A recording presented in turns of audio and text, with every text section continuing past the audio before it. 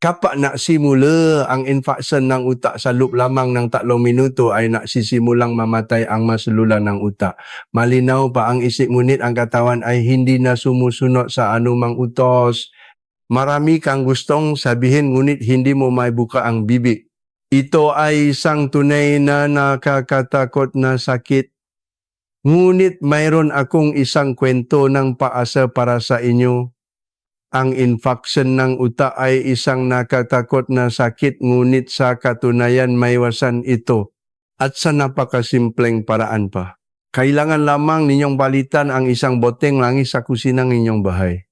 Ang isang boteng langis na mabibili sa supermarket sa halagang 350 pesos lamang ay maaring protektahan ang inyong daluyan ng dugo sa utak sa isang bote lamang langis. Oo, tama iyon. Bilang si Dr. Victor Pascual, katapos ng 20 taon na nakakakita ng libo-libong pasyente na may infarction ng utak, ako ay naging sigurado sa isang katotohanan. Kapag sinuri ang daluyan ng dugo ng tao na karon na infarction ng utak, halos lahat ay may isang karaniwang bagay. Iyon ay ang maling uri ng langis na kanilang ginamit.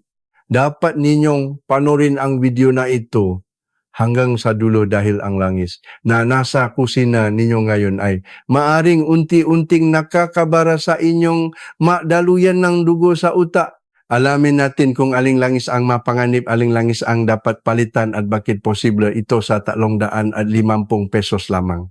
Ngayon, simulan na natin ng buong-buo. Ang infarction ng utak sa medikal na termino ay tinatawag na ischemic stroke. Sa mas simpleng paliwanag, ito ay ang sakit kung saan nababara ang daluyan ng dugo patungo sa utak kaya ang selula ng utak ay hindi makatanggap ng oxygen at namamatay. Dito ang pinakamahalaga ay ang oras, eksaktong 3 minuto. Kung maputol ang daloy ng dugo patungo sa utak sa loob lamang ng 3 minuto, ay nagsisimula ng masira ang mga selula ng utak. Pagkatapos ng 10 minuto ay nagsisimula na ang hindi na may babalik na pinsala. Ang oras na katumbas ng papunta sa banyo o painom ng isang tasa ng kape sa maikling sandaling iyon ay maaring mawasak sa ating utak ng permanente.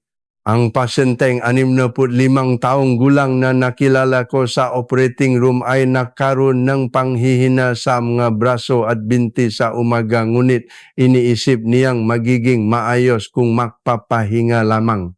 Pagkalipas ng 2 oras nang dumating siya sa emergency room ay kalahati ng kanyang utak ang patay na. Ang infarction ng utak ay iba sa cancer. Ang cancer ay unti-unting sumusulong kaya may panahon pa para labanan at makipag-usap sa pamilya. Ngunit ang infarction ng utak ay talagang inaagaw ang lahat sa isang iglap. Ang kakayahang magsalita, ang kakayahang maalaala, ang kakayahang gumalaw ang katawan at medjing, ang kakayahang kontrolin ang emosyon, lahat ng bagay na itinuturing niting sarili ay biglang gumuho. Ang pinakamasakit na bahagi na nakita ko sa mga pasyente ay ang pakawala na dignidad. Ang mataong naging independent sa buong buhay nila ay biglang hindi na makakagawa ng kahit ano ng maisa. Hindi na makakapunta sa banyo ng maisa. Kailangan na silang pakainin ng iba. Hindi na makakapagbihis ng maisa. Ang mataong napalaki ng mga anak na pagkain sa pamilya at namuhay ng may dangal ay biglang hindi na makakahon ng isang araw nang walang tulong ng iba. Ang kawalan ng paasa at ang pakiramdam na iyon ay nakita ko ng paulit-ulit. Kaya sinasabi ko sa inyo na ang infarction ng utak ay sakit na dapat nating maiwasan at maring maiwasan. Sa katunayan, may panahon ding dumating sa akin ang babala na iyon. Noong huli na 30 taong gulang, ang gabi-gabing operasyon ay normal at halos walang mayas na pagkain. Pagkatapos ng operasyon sa madaling araw, ay instant noodles, convenience store meal o delivery food at ang langis na ginagamit sa bahay ay ang pinakamurang refined cooking oil mula sa supermarket. Inisip ko bilang doktor ay okay lang iyon. Dahil abala kaya walang choice. Ganito ang iniisip ko. Hanggang isang araw pagkatapos ng operasyon, habang lumalabas ako ay biglang lumabo ang paningin ko. Nagiging malabo ang lahat at parang sumasabog ang ulo ko dahil sa sakit. Agad akong nagpa-check at fortunately hindi ito malubhang sakit. Ito ay transient ischemic attack o thanks in advance na tinatawag na babala ng infarction ng utak. Nungit nang makita ko ang resulta ng blood test ay nagulat ako. Ang dugo ko ay malapot, mataas ang blood pressure at mataas din ang inflammation markers. Ito mismo ang kondisyon na lagi kong binabalan sa aking mga pasyente.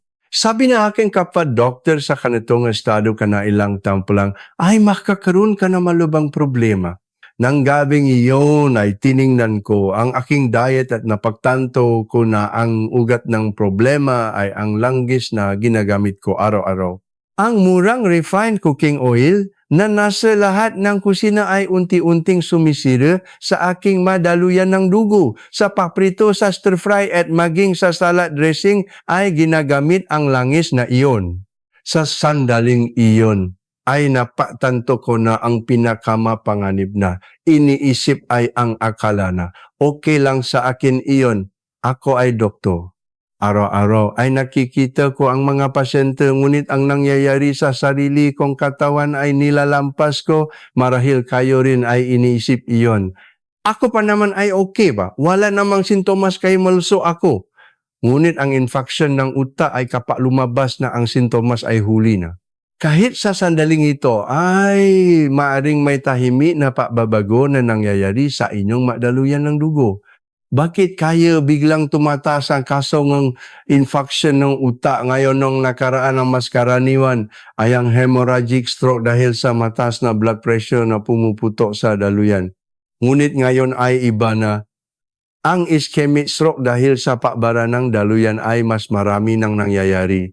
Bakit ang pangunahing dahilan ay ang langis? Noong 1980, ang mga Pilipino ay karaniwang gumagamit ng langis ng niyo at iba pang tradisyonal na langis. Ngunit ngayon, ano ang sitwasyon? Pumunta sa supermarket at tingnan? Ang pinakamalaking espasyo ay inukupa ng refined cooking oils tulad ng canola oil, soybean oil, corn oil, sunflower oil at grapeseed oil. Dahil mura at marami ang karamihan sa mga tahanan ay gumagamit nito. Ang problema ay ang mga langgis na ito ay naglalaman ng napakalaking dami ng omega. 6 fatty acids. Hindi masama ang omega na mismo, ngunit kapag sobra ito ay nadudulot itong pamamaga sa katawan. Nakakaroon ng inflammation sa dingding ng daluyan ng dugo, nagiging malapot ang dugo at madaling mabuo ang blood clot. At ang blood clot na iyon ang nakakabara sa daluyan patungo sa utak.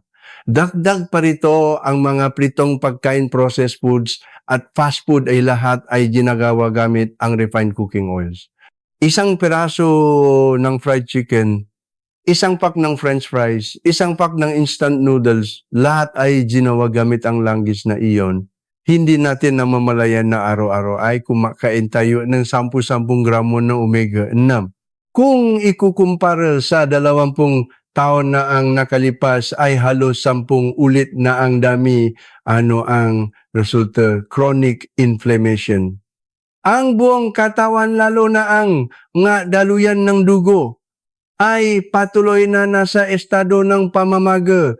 Kapag idinagda pa ang stress, kakulangan sa ehersisyo ay mas mabilis na nasisira ang madaluyan. Halos lahat ng pasyente na nakita ko sa emergency room ay may ganitong diet. Sinasabi nila na hindi naman ako masyadong kumakain ng karne at hindi madalas magprito. Ngunit kapag tinanong ng mabuti ay araw-araw ay gumagamit sila ng refined cooking oil sa stir-fry, kumakain ng processed foods at madalas kumain sa labas. Sa huli ay pareho rin. Napakalaking daming omega na ang natatanggap nila sa pamamagitan ng refined cooking oils at iyon ang unti-unting nakbabara sa kanilang mga daluyan. Ngunit hindi pa tapos dito. Ngayon ang pinakamahalagang bahagi.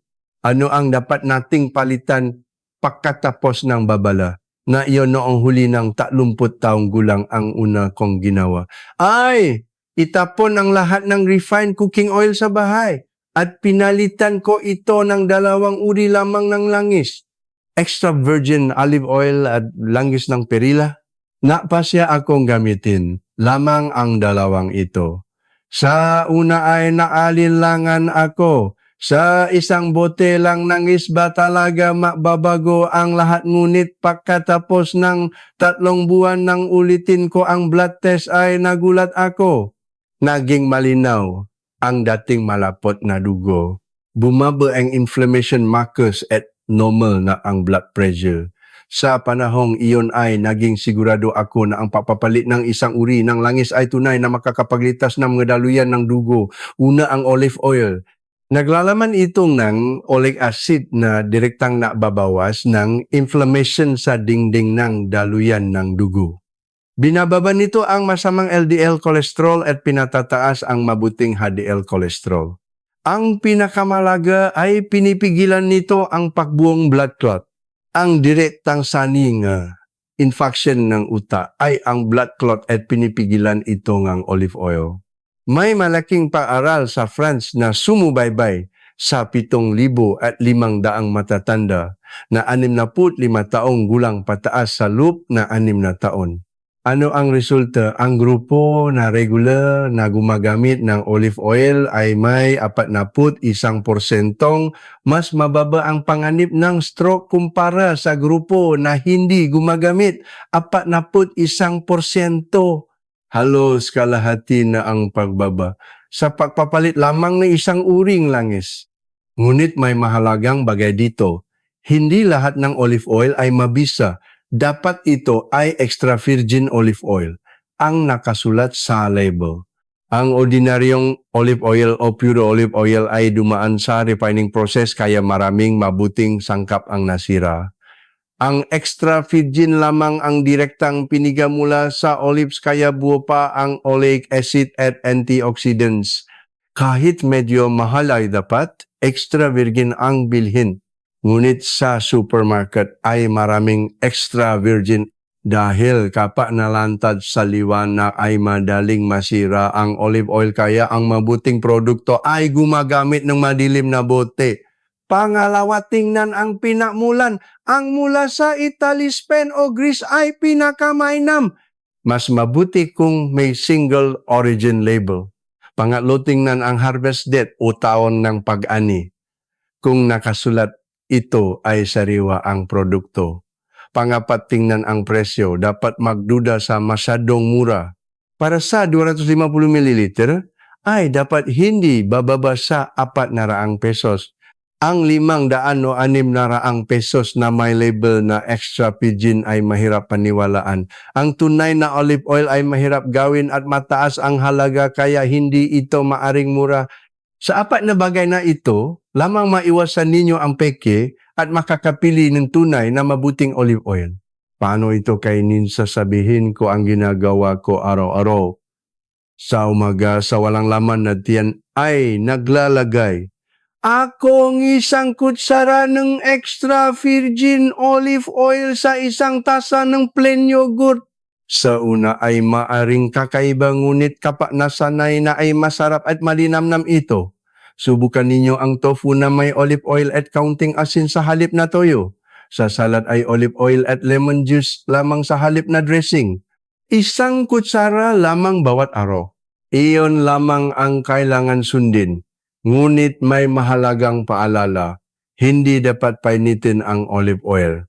Kapag pinainit sa mataas na temperatura ay nasisira ang mabuting sangkap at lumilikha pa ng kakapinsalang substance. Kung talagang kailangan lutuin ay sa napakain ng apoy lamang at maikling panahon. Mahalaga rin ang paimba, itago sa madilim at malamig na lugar. Kapag nalantad sa liwanag at init ay nasisira ito. At pagkatapos buksan ay dapat ubusin sa loob ng 3 buwan. Mas mabuti ang maliit na bote na madalas bilhin kaysa malaking bote na matagal itatago. Ang pangalawang kahangahangang langis ay ang langis ng perila. Talagang espesyal ito. Naglalaman itong mahigit 60% ng omega-3. Ang omega-3 na ito ay direktang napoprotekta sa mga selula ng utak. Pinahuhusay nito ang memorya at pinipigilan ang blood clot. Kapa inirekomenda ko ang langis ng prila sa mga pasyente ay madalas nila akong tanungin. Doktora, hindi ba pwede na lang kumain ng isda para sa omega-3? Doktora, hindi ba pwede na lang ang omega-3 supplement? Magandang tanong. Hindi masama ang supplement. Ngunit mas mainam ang langis ng prila una dahil sa absorption rate. Ang omega-3 mula sa natural na pagkain ay mas madaling masipsip ng katawan. Ang supplement ay concentrated kaya maaring mababa ang absorption. Pangalawa, ang langis ng prila ay hindi lang omega. 3. May vitamina A at lignas na antioxidants din. Ang sangkap na ito ay natutulungan upang mapahusay ang epekto ng omega. 3. Pangatlo, ito ay matipid. Ang magandang omega-3 supplement ay mahigit 1,200 pesos bawat buwan. Ngunit ang langis ng prila ay isang bote sa humigit kumulang 400 pesos ay sapat na para sa isang buwan. Pang-apat, ito ay sariwa. Ang supplement ay may mahabang proseso ang paggawa at shelf-life kaya maaring hindi sariwa. Ngunit ang langis ng prila ay direktang piniga kaya kung maayos ang pag-iimba ay sariwa ito. Siyempre may mga mas gusto ang supplement, okay lang iyon. Ngunit kung maari ay inirekomenda ko ang natural na langis ng prila. Madaling kainin araw-araw ang langis ng prila. 1 kutsara sa gulay, 1 kutsara sa mixed rice, 1 kutsara sa sabaw sa huli. Sa ganitong paraan ay sapat na ang pang-araw-araw na pangangailangan ng omega-3. Lalo na sa pag-iwas sa pagbaba ng cognitive function habang tumatanda, walang katulad ang langis ng prila. Sa aking mapasyente ay may isang 70 taong gulang na si Ginong Reyes na malakas pa rin at malinaw ang memorya. Sabi niya, buong buhay niya ay gumagamit siyang langis ng prila. Araw-araw sa umaga sa gulay, sa tanghali, sa mixed rice, sa gabi, sa sabaw ay laging may langis ng prila. Doktora, wala akong iniinom na gamot, ngunit ganito ako kalusok dahil sa langis ng prila.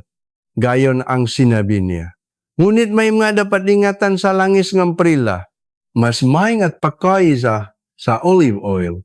Una, hindi dapat painitin. Napakahina nito sa init. Kapag pinainit ay nasisira ang mabuting sangkap at nagiging nakakapinsala pa. Dapat raw lamang ito. Pangalawa, dapat itago sa refrigerator. Mabilis itong masira kung nasa room temperature. Agad ilagay sa ref pagkatapos bilhin at pagkatapos gamitin. Pangatlo, madalas suriin kung sariwa pa. Amuyin ang langis ng prila. Kung hindi na mabango kundi maasim o mabaho ay itapon agad. Huwag gamitin kahit na sayang. Ang nasirang langis ay lason pa. Pangapat, bumiling maliit na dami at madalas. Mas mabuti ang maliit na bote na maubos sa isang buwan kaysa malaking bote na matagal itatak. Ang ginagawa ko ay 1 kutsara sa gulay sa umaga at 1 kutsara sa mixed rice o noodles sa tanghali. Sa 2 kutsara lamang araw-araw ay sapat na ang protection sa aking mga daluyan ng dugo. Buot extra virgin olive oil. 1 kutsara bawat araw at iwasan ang pagpainit. Langis ng prila ay lamang. Itago sa ref at 1 2 kutsara bawat araw. Gamitin lamang ang 2 langis na ito. Sa supermarket, huwag bilhin ang refined cooking oils. Itapon o huwag gamitin ang canola oil, soybean oil, corn oil, sunflower oil at grapeseed oil. 350 pesos. Ang maliit na bote ng extra virgin olive oil at maliit na bote ng langis ng prila ay hindi lalampas sa 800 pesos. Ang maliit na investment na iyon ang mapoprotekta sa inyong nga daluyan ng dugo sa utak. Kapag nakaroon ng infection ng utak, ang gastos sa paggamot ay milyon-milyon na pesos. Kailangan ng lifelong rehabilitation at masisira rin ang buhay ng pamilya.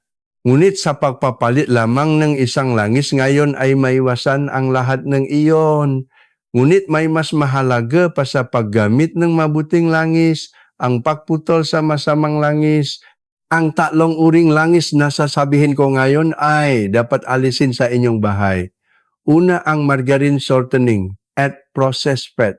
Ang cream bread mula sa bakery, ang cookies at snacks na paborito ng mabata lahat ay naglalaman ng margarine at shortening.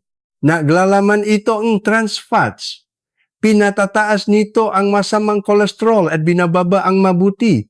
Direktang nadudulot ito ang inflammation sa daluyan. Inirekomenda ng World Health Organization na ganap na ipagbawal ang trans fats. Iyon ang antas ng panganib nito. Kung may margarine sa bahay ay tapon na ganayon. Sa halip na margarine sa tinapay ay gumamit ng olive oil o butter. Kapag bibili ng snacks o bread ay surin ang ingredients. Kung nakasulat ang shortening processed fats o vegetable fats ay huwag bilhin. Pangalawa ang refined cooking oils, ang pinakakaraniwang langis sa supermarket. Ang may ito ay pinoproseso sa mataas na temperatura kamatang chemical. Nasira ang mabuting nutrients at naiwan ang napakalaking dami ng omega-6. Kailangan ang omega-6 sa tamang dami ngunit kapag sobra ay nadudulot, ito ang pamamaga at blood clot. Ang natural na ratio na omega-6 at omega-3 sa katawan ay 1 sa 1 hanggang 1 sa 4. Ngunit sa mga Pilipino ngayon ito ay 1 sa 20 hanggang 1 sa 30. Sobrang daming omega-6 ang kinakain. Pangatlo ang reuse frying oil.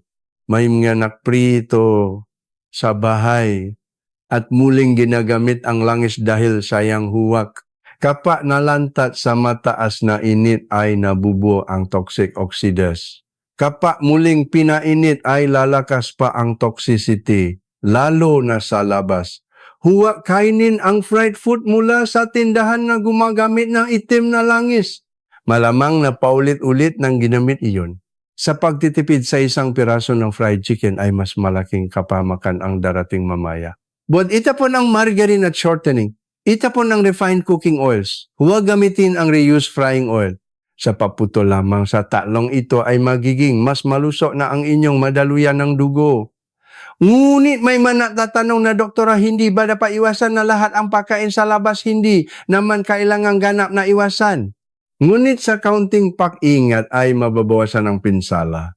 Kapag nag-order sa Chinese restaurant sa halip na fried rice ay piliin ang soup base o chili shrimp na mas kaunti ang langis. Kapag kumakain stew o sabaw ay huwag masyadong inumin ang sabaw. Pumiling solid fats. Karamihan sa langis ni restaurant ay refined at marami itong natutunaw sa sabaw. At pagkatapos kumain sa labas ay uminom. Nga maraming tubig at kumain, nga maraming gulay sa susunod na araw. May detox effect ito. Hindi perpekto ngunit sa ganitong kaunting pag-ingat ay magiging ibang-iba ang resulta. Ngayon tungkol sa magawi sa buhay na nakaiwas sa infection ng utak. Sapakat ang papalit ng langis ay sapat na ngunit kung idaragdag ang 8 gawi na ito ay double ang epekto. Una pagbangon ay uminom ng 2 baso ng tubig. Habang natutulo ay nobos ang tubig sa katawan at nagiging malapot ang dugo. Pagbangon agad ay uminom ng 2 baso ng maligamgam na tubig ng dahan-dahan. Sa ganito lamang ay lubos na bumubuti ang sirkulasyon ng dugo. Pangalawa, lakad ng 30 minuto araw-araw. Hindi kailangan ng mabigat na ehersisyo. Maglakad lamang ng comfortable. Pagkatapos ng almusal ay maglakad ng 30 minuto sa paligid ng bahay. Na-stabilize ang blood pressure at bumubuti ang sirkulasyon. Pangatlo, matulog ng 7 oras o higit pa. Ang kulang sa tulog ay nagpapatas ng blood pressure at inflammation. Matulog bago alas 11 ng gabi at hindi bababa sa 7 oras. Pang-apat, kumain ng hindi masyadong maalat.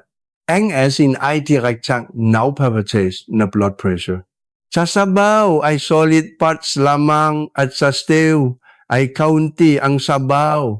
Bawasan ang toyo at miso. Panglima, gamitin ang mga kamay.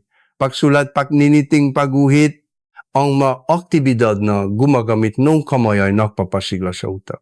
Kahit 10 minuto lamang araw-araw ay gumawa ng isang bagay gamit ang kamay. Pang-anim, makipausap sa pamilya o kaibigan. Ang social isolation ay nakamamatay sa kalusugan ng utak. kahit isang beses araw-araw ay makipagtelepono sa pamilya o kaibigan. Pangpito, matutong bagong bagay. Instrumento, wika, computer, lahat ay mabuti.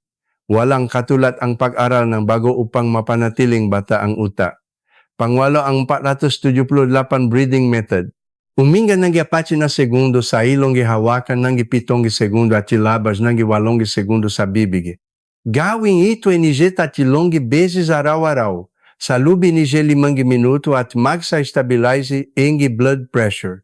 Subukan ang isa-isa sa 8 ito. Hindi kailangang lahat simulan sa kaya ninyo. Ngunit naisip ninyo ba kung kayo ay high risk? Tingnan ang 5 bagay na ito. Una, edad. Higit sa 50 taong gulang tumataas ang panganib habang tumatanda. Pangalawa, pamilya. May stroke ba ang magulang o kapatid, maring genetic? Pangatlo, chronic disease. May high blood pressure, diabetes o high cholesterol. Ito ang 3 pangunahing risk factors ng infection ng utak. Pangapat, lifestyle. Naninigarilyo ba o madalas uminom, direktang nasisira nito ang mga daluyan. Panglima, stress at ehersisyo. Malakas ba ang stress at halos walang ehersisyo? Ito rin ay malaking risk. Kung 3 o higit pa sa 5 ay dapat agad simulan ang pagkilos. Palitan ang langis at pagbutihin ang gawi at regular na i-check ang blood pressure, blood sugar at cholesterol. Kung lahat ng 5 ay tumugma ay pumunta sa doktor para sa masusing check-up, brain MRI, at carotid ultrasound upang suriin ang estado ng mga daluyan. Ang pag-iwas ay 1000 beses na mas madali kaysa paggamot. Panghuli, ang pinakamahalagang bagay. Paano harapin ang emergency? Kahit gaano kaingat ay maaring biglang dumating ang infection ng utak. Ang tamang pagkilos ay makakapagpasya ng buhay o kamatayan. Tandaan lamang ang FAST. F para sa face. Kung ang isang gilid ng mukha ay lumubok o hindi pantay kapa, ngumiti ay suspetsahan. Para sa arms, kung kapa itinaas ang 2 braso ay nahuhulog o walang lakas, ang isa ay suspetsahan. S para sa speech. Kung biglang nawawala ang pagsasalita o hindi may bigkas ang simpleng pangungusap ay suspetsahan. T para sa time. Kapag may kahit isa sa mga ito ay tumawag agad sa 911. Ang golden time ay 4 na oras at 30 minuto. Dapat makarating sa ospital sa loob ng 2 oras upang magamit ang clot-busting drug. Bawat minuto ay nakakapagligtas ng mas maraming sululang utak. Ituro ang FAST sa inyong mga magulang o asawa. Maring kayo ang makalakas na buhay na inyong pamilya. Panghuli, nais kong ibagi ang kwento ng isang pasyente. Si Ginong Reyes na 72 taong gulang. Nang dumating siya sa aking klinik, ay maputla ang mukha. Doctorally, ay madalas akong nahihilo at nanghihina, ang mangga, kamay at paa at nahihirapan akong magsalita. Klasikong early signs ng infection ng utak sa pagsusuri. Ay mahigit 70% ng nabara ang carotid artery. Anumang oras ay maaring makaroon ng infection. Sinabi ko sa kanya na mahalaga ang gamot, ngunit una ay palitan ang langgis. Itapon ng refined cooking oils at palitan ng extra virgin olive oil at langgis ng perilla. Uminom maraming tubig, maglakad at kumay nang hindi malat. Pagkatapos ng 6 na buwan ng balikan niya, ako ay nagulat ako. Bumali ang kulay sa mukha at malakas ang boses. Doktora, nawala na ang panghihina sa mga kamay at paa at wala ng hilo. Sa pagsusuri ay bumaba sa 50% ang bara sa carotid artery. Normal na ang blood pressure at bumuti ang cholesterol. Ano ang ginawa ninyo, tanong ko? Ginawa ko po ang lahat ng sinabi ninyo. Itinapon ko ang lahat ng langis at ginamit lamang ang olive oil at perilla oil. Araw-araw uminom tubig, naglakad at iyon lang. Ngayon ay maluso pa rin siya at nabawasan pa ang gamot. Sa papalit lamang ng isang langis ay ganap na nabago ang kanyang buhay. Kaya ninyo rin ito. Walang saysay ang edad. Kahit 72 taong gulang, ay nagawa niya kaya walang dahilan para hindi ninyo magawa. Sa araw na ito ay ibinahagi ko ang lahat ng naramdaman at nakita ko sa 20 taon sa emergency room. Ang pag-iwas sa infection ng utak ay hindi nangangailangan ng malaking gamot, malaking ospital o mamahaling gamot. Nagsisimula ito sa kung ano ang itatapon at ilalagay sa kusina ngayon. Ang malit na desisyon na iyon ang magbabago sa inyong buhay. Kung nakatulong sa inyo ang video na ito ay mangyaring i-like at i-subscribe sa araw-araw na kalusugan. Malaking tulong ito upang maabot ang impormasyon sa maraming tao. At mangyaring ibahagi ang video na ito sa inyong mahal na pamilya, magulang, kapatid at kaibigan. Mari ninyong protektahan ang kalusugan ng mga tao mahal ninyo.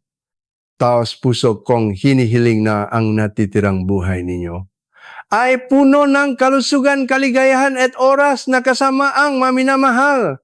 Salamat sa panunod ng video ko ngayon. Manatiling malusog